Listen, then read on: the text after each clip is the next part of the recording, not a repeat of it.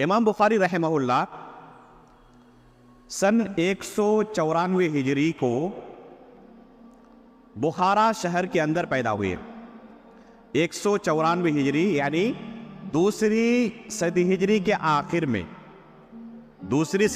کے آخر میں امام بخاری رحمہ اللہ کی پیدائش ہوتی ہے بخارا کے اندر۔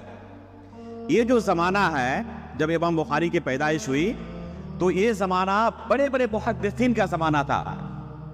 اس وقت تقریباً 10 سال پہلے 15 سال پہلے امام مالک رحمہ اللہ کی وفات ہوتی ہے، عبداللہ ابن مبارک رحمہ اللہ کی وفات ہوتی ہے، لیث ابن سعد رحمہ اللہ کی وفات ہوتی ہے۔ اور جس وقت امام بخاری کی پیدائش ہوئی تقریباً اس زمانے میں امام یحییٰ بن سعید القطان رحمہ اللہ، عبد الرحمن ابن مہدی رحمہ اللہ، یہ لوگ باحیات ہیں۔ امام شافعی رحمہ اللہ یہ باحیات ہیں۔ ابھی یہ زمانہ تھا امام بخاری رحمہ اللہ کی پیدائش کا۔ سن دوسری صدی ہجری کے آخر میں ان کی پیدائش ہوتی ہے۔ ان کا نام ہے محمد بن اسماعیل بن ابراہیم بن مغیرہ بن بردزبہ الجعفی البخاری، یہ ان کی نسبت ہے، یہ ان کا نسب نامہ ہے۔ ان کے والد اسماعیل رحمہ اللہ خود ایک عالم دین تھے اور وہ بھی محدث تھے۔ علم حدیث کے ساتھ ان کا بھی شغف تھا، علماء کی مجلسوں میں بیٹھتے اور حدیث روایت بھی کرتے تھے۔ اس گھر میں امام بخاری رحمہ اللہ کی پیدائش ہوتی ہے۔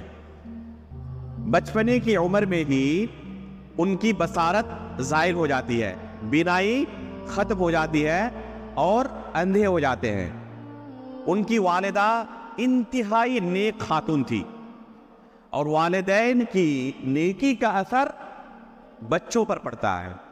اگر والدین نیک ہو اور اپنے بچوں کے لیے دعائیں کریں تو اس کا اثر واضح طور پر بچوں پر پڑتا ہے۔ اس لیے والدین کو چاہیے کہ اپنے بچوں کے لیے خصوصی دعائیں کریں۔ یہ والدہ انتہائی درجے کی عابدہ زاہدہ خاتون تھی اور اپنے بچے کے لیے ہمیشہ دعائیں کرتی رہتی تھی کہ اللہ میرے بچے کی بینائی لوٹا دے۔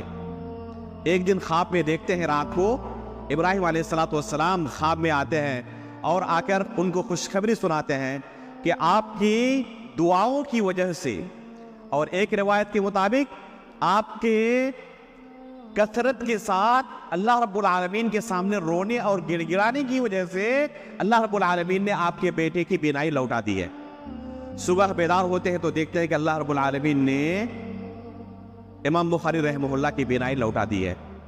یہ ایک معجزہ تھا جو امام بخاری رحمہ اللہ کو ایک دم بچپنے کی عمر میں اللہ رب العالمین کی طرف سے حاصل ہوا تھا۔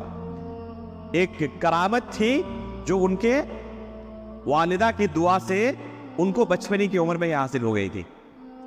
شروع سے ہی امام بخاری رحمہ اللہ مشائخ کے دروس میں، علماء کے دروس میں حاضر ہونے والے تھے اور